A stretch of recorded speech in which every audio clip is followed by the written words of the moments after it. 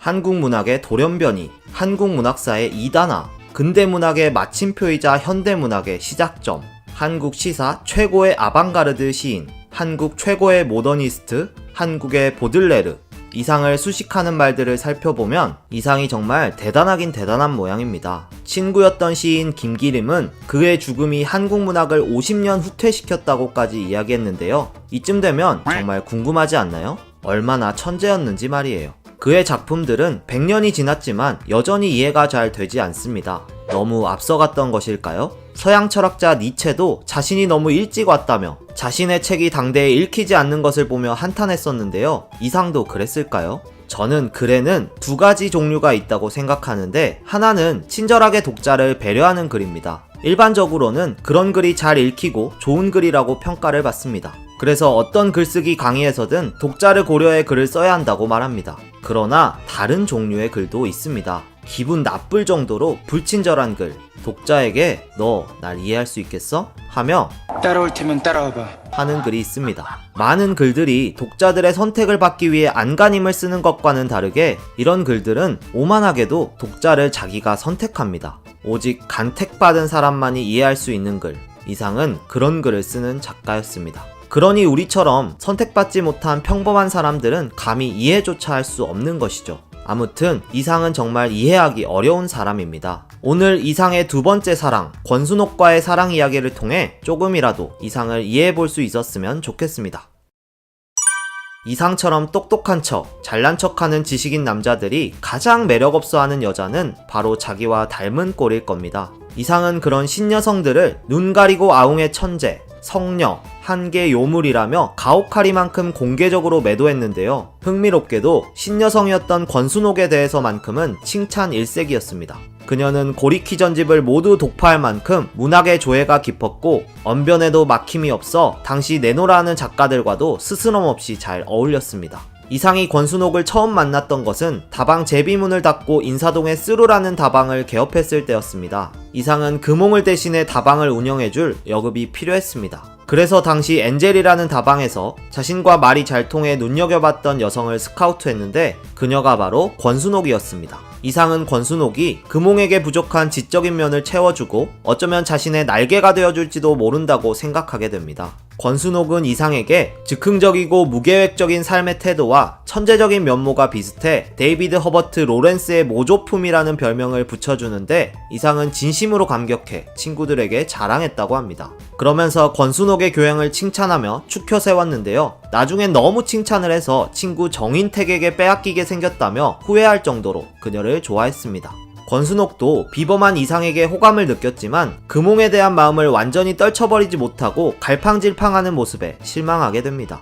이상은 순옥을 사랑하면 사랑할수록 금홍을 더욱 격렬하게 끌어안게 되었다고 고백하는데 바깥에서 바람 피우고 집에 들어오면 배우자에게 더 잘하게 된다는데 그런 심리였을까요? 어쨌든 이상은 순옥을 마음에 품고 동경하면서도 아편 같은 금홍에게서 벗어나지 못했습니다. 결핵 환자가 섹스에 집착하는 것은 거의 자살행위라고 하는데 이상은 자신의 생명을 그렇게 갉아먹으면서도 금홍에게서 벗어나지 못했습니다. 이상의 걱정대로 친구였던 소설가 정인택은 친구의 애인이었던 순옥을 좋아하게 됩니다. 새침하면서도 어떤 주제의 이야기를 나눈다 한들 말이 잘 통했기 때문에 그런 지적인 면에 많은 문인들이 사랑에 빠졌는데요. 후에는 소설가 박태원까지 그녀에게 마음을 빼앗겼다고 합니다. 정인택은 신문사에서 퇴근하기 바쁘게 쓰루로 와서 번 돈을 다 쏟아부었습니다. 하숙비까지 밀려가며 애정 공세를 펼치자 순옥도 점점 마음을 열게 되는데요. 이때 이상과 순옥의 관계가 애매했기 때문에 그것이 가능했던 것으로 보입니다. 금홍이 때문에 공개적으로 순옥을 자신의 애인이라고 밝힐 수도 없었던 이상은 정인택의 적극적인 구애 행위를 막을 수 없었습니다. 이상 스스로도 금홍이 때문에 새 사랑을 시작하기 부담스러웠기에 순옥에게 적극적일 수 없었습니다. 그러던 어느 날 정인택이 괴로운 심경에 자살 기도를 합니다. 목숨이 경각에 붙어있는 걸 이상이 발견해 업고 병원으로 달려가 가까스로 살려내는데요. 이를 계기로 순옥은 정인택에게 마음이 기울게 됩니다. 금홍의 치마폭에서 벗어나지 못하는 이상보다 자신을 위해 목숨까지 건 사내를 선택한 것이죠. 이상은 두 사람의 결혼을 축복해주고 심지어 사회까지 봐줬지만 진심은 아니었던 것 같습니다.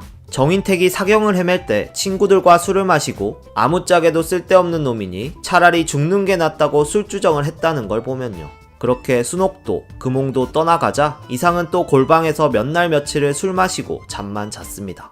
그러다가 또 쓰루가 경영난으로 문을 닫게 되었는데요. 이어서 명동의 육구라는 다방을 개업했지만 상호가 선정적이라는 이유로 하루 만에 허가가 취소됩니다. 당시 청소부로 일하던 동생의 봉급으로 간신히 입에 풀칠하며 살다가 친구 구본웅의 소개로 변동님을 만나게 됩니다.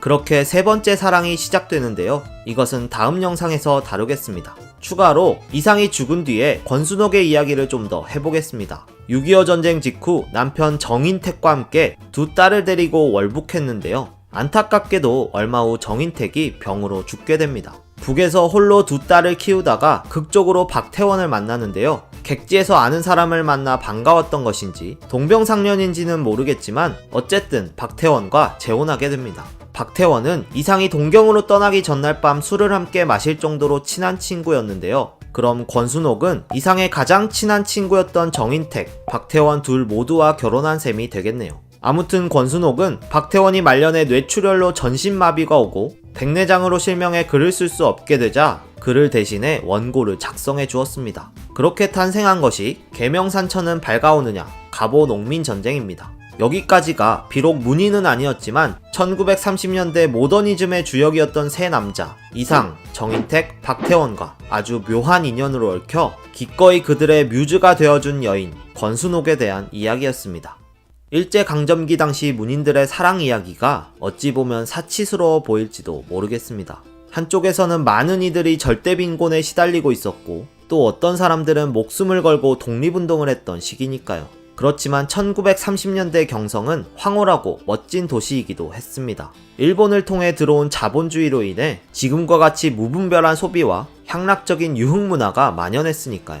그 시대를 살아가는 민중들은 그런 경성의 이중성을 목격했지만 그럼에도 거기에 적응해 살아가야만 했습니다. 목숨을 걸 만큼 대단한 용기를 갖지 못한 평범한 사람들은 그것 말고는 달리 할 수 있는 게 없었기 때문이죠. 이상을 비롯해 1930년대 모더니즘 작가들 또한 마찬가지였습니다. 그들이 시대와 민족의 아픔을 외면한 채 새롭고 화려한 것들, 즉 모던한 것들만 추구했다고 한다면 그것은 지나치게 당시의 삶을 왜곡하고 그들을 매도하는 것입니다.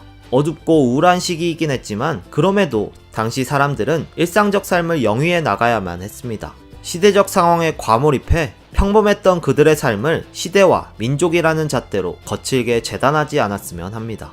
그것은 마치 200년 뒤 통일이 된 다음 후손들이 지금 우리 시대를 분단의 아픔으로 얼룩진 우울한 시대로 보는 것과 같은 것이니까요. 오늘의 국어 이야기는 여기까지입니다. 오늘의 영상은 홍지화의 한국문단의 스캔들을 참고해서 만들었습니다. 내일의 국어 이야기는 이상의 마지막 사랑, 변동님과의 사랑 이야기입니다. 내용이 재밌고 도움이 되셨다면 구독과 좋아요 부탁드립니다. 시청해주셔서 감사합니다.